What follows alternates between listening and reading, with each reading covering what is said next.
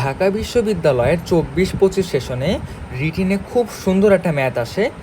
Mainly এই ম্যাথটা আসে হচ্ছে বৃত্ত থেকে, কিন্তু এখানে সরলরেখারও একটা কনসেপ্ট আছে অ্যান্ড ম্যাথটা বেশ কনসেপচুয়াল ছিল। সো ম্যাথটা আমরা সলভ করার ট্রাই করব। এখানে মেইনলি কোশ্চেনে ছিল, এখানে দুইটা আমাদের বৃত্তের ইকুয়েশন দেওয়া আছে, একটা এইটা আর একটা হচ্ছে এইটা। বলছে যে এই দুইটার বৃত্ত যদি স্পর্শ করে, দুইটার বৃত্ততে পরস্পরকে স্পর্শ করে, এখন বহিস্থভাবে স্পর্শ করবে।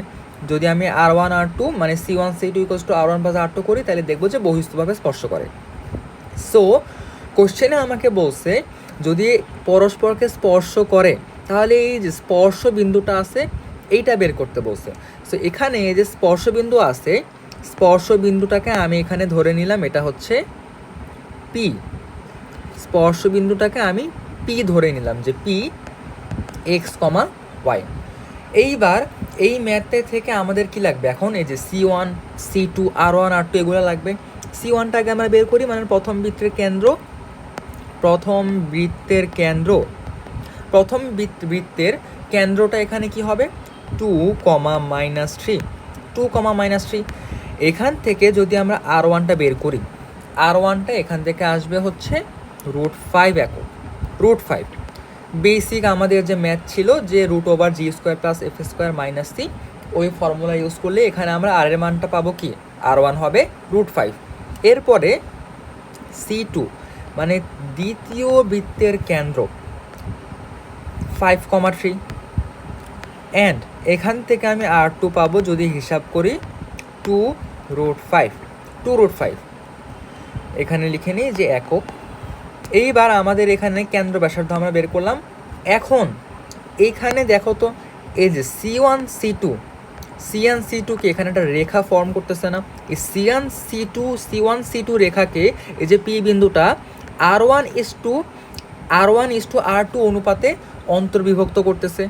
C1 C2কে পি বিন্দুটা R1:R2 অনুপাতে কি করতেছে, অন্তর্বিভক্ত করতেছে। তাইলে এখানে R1/R2 কি হবে, যদি আমি এখানে বের করি R1/R2 ইকুয়ালস টু এই যে √5/2 আলটিমেটলি এটা কাটা, এখানে আমি R1:R2 কত পাবো 1:2। তার মানে C1 C2 রেখাকে পি বিন্দুটা, এই যে পি বিন্দুটা 1:2 অনুপাতে কি করতেছে, অন্তর্বিভক্ত করতেছে। তাইলে এই যে অন্তর্বিভক্ত সমীকরণ, অর্থাৎ এই যে পি বিন্দুটা এটা কি হবে x, y equals to M1x2। M1 বা কি ছিল যে R1 ছিল 1 ইন্টু x2 মানে C2 এর ক্ষেত্রে ভুজ, C2 এর ক্ষেত্রে ভুজ কত ছিল 5। R1 M1x2 প্লাস M2x1 মানে 2 ইন্টু কি হবে x1 ছিল 2 divided by M1 plus M2 মানে 1 + 2, দুটা রেশিও যোগফল।